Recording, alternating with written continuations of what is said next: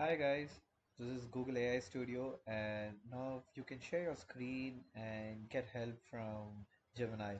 All you have to do is just search for Google AI Studio, and once you open it, you have to go to stream real time. You can just click a select video source and start sharing your screen. So I have a spreadsheet over here, and I'm gonna just ask for a few highlighting help, and also have a code here in VS Code. Though it's not like it's still in an experimental version, we are just gonna try to get as much as help from it, right? So let's give it a shot. I'm gonna start sharing my screen.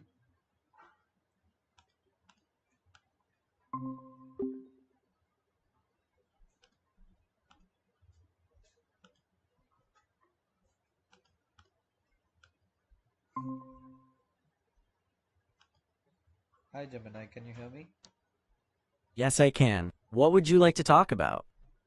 Well, can you see my screen now? Yes, I can see your screen. It looks like you have a Google Sheet open. Yeah.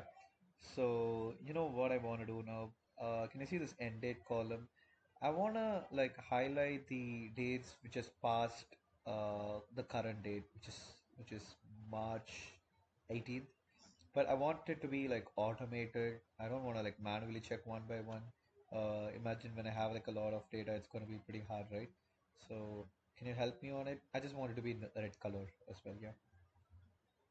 Okay, so you want to highlight the dates in the end date column that are in the past, specifically compared to March 18th, and you'd like to automate this so you don't have to manually check each one and have them highlighted in red. Is that correct? Yep. Okay, I can help with that. Do you want to know how to accomplish this using conditional formatting in Google Sheets? Yeah. Can you just guide me into it? How can I do it? Okay, get started. First, select the entire end date column, which is column C. Then, in the top menu, click Format and select Conditional Formatting. A pane will open on the right. Under Format Rules, select Format Cells If, and then select Custom Formula Is. In the formula field, enter the following, equals C, 1 less than date, 2025, 3/18. Wait, Then, I see date is before. Can we just use this? Or should we go with custom? yes, you could use date is before and then enter the date you want to compare it to, March 18th, 2025. But using custom formula gives you more flexibility and control over your formatting. Which one would you prefer? But I think I'll just go with date is before, and now I have to like change the color. Okay, so now that you have selected date is before, click on the formatting style section where it says default. You can now select the fill color you want to use, such as red, from the color palette, and then click done. Right. Thank you. It looks pretty good. And also, it'd be nice if I have like a green gradient over here or any colored gradient, like a darker color for the highest number and a light color for the lowest number. Okay, so now you'd like to add a green gradient to the duration, days, column, making the cells with the highest numbers darker green and the lowest numbers lighter green. Is that correct? Yeah. Okay, let's do that. First, select the entire duration, days, column, which is column D. Then, in the Conditional Format Rules pane on the right, click the Add Another Rule button at the bottom. Under the Format Rules section, choose Color Scale and then the green color scale from the available options. You should see the gradient automatically applied. Is this what you're looking for? Yeah. Yeah, this is good. Great. Is there anything else I can help you with on this spreadsheet? No, no, I think it's good for now. Thank you.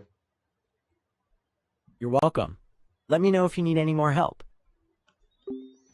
So guys, like you see, I just used Gemini for this and it works pretty good.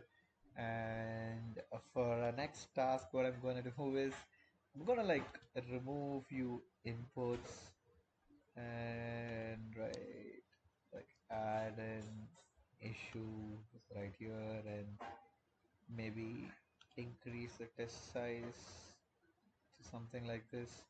And let's ask Gemini's help. Let's check if it's able to help us. This time let's choose a different voice.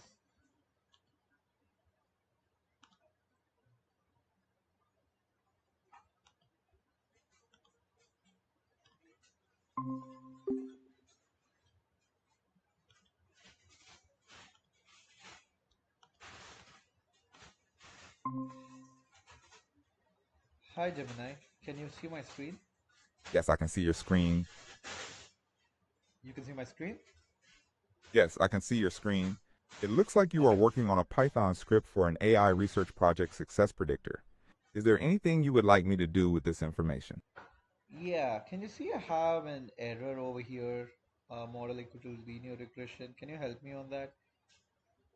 Yes, I see the error. It seems like the regression function call is not recognized. You likely need to import the linear regression class from the scikit-learn library. Did you want me to suggest how to import it? Yeah, can you please help me? Like, how do I put it? To import linear regression from scikit-learn, you should add the following line at the beginning of your code, along with your other import statements. From sklern.linear_model import linear regression. Would you like any further assistance? Wait, give me a second. Let me just type in what you said. So, Okay. am I writing it right? Yes, you're on the right track. After from sklern.linear_model import A, you need to specify what you want to import. In this case, it is linear regression. Therefore, the full line should read from sklern.linear_model import linear regression. Would you like me to confirm it once you've written the line? Yeah, that's it.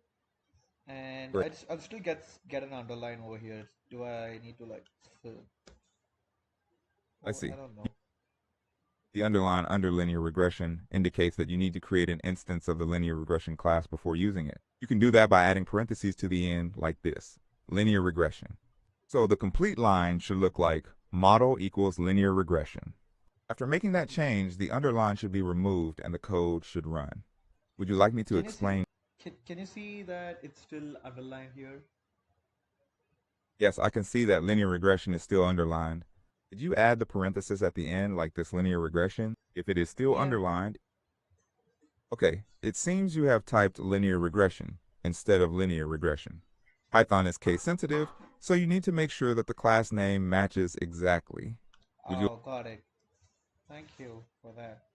And can you check for any other errors in this code before I run it? If there is anything, can you just point that one out? Okay, I see a potential issue on line 32. You are trying to print the test set accuracy, but it looks like you are referring to it as accuracy instead of accuracy, which is what you calculated in line 27. Would you like me to point out any other issues? Okay, so you're saying other than that, everything is good here. Yes, that is correct. The rest of the code appears to be good. Do you have any other questions about it? I'm just gonna run it and check if it's able to run. Sounds good. Let me know if you have any other questions or need Okay, further assistance. so the model did run fine the Python script, but have a doubt here. So in this line, can you see the test size is assigned as 2? Is that right? Okay, I see the doubt you have in line 19. Test underscore size equals 2 would split the data into train and test data. The test set would have 2 data points, while the rest of the data points go in the training data set. Is that what you meant? Yeah, so is it supposed to be 2? Are you sure about that? Usually, test underscore size is a decimal between 0 and 1, representing the proportion of the dataset to include in the test split, or an integer that represents the exact number of elements to include in the test set. The value of 2 is valid, but it will result in a small test set when compared to the rest of your data. Are you sure you want a test size of only 2 data points? No, I actually want 20%. Okay, to set the test size to 20%, you should change test underscore size equals 2 to test underscore size equals 0.2. Do you have any other questions before you run the script again? No, this is good. Thank you. You're welcome. Let me know if you need anything else. Right. So, guys, here is it. It is the results. And I think Okay, it, once again, Gemini, thank you for helping me out.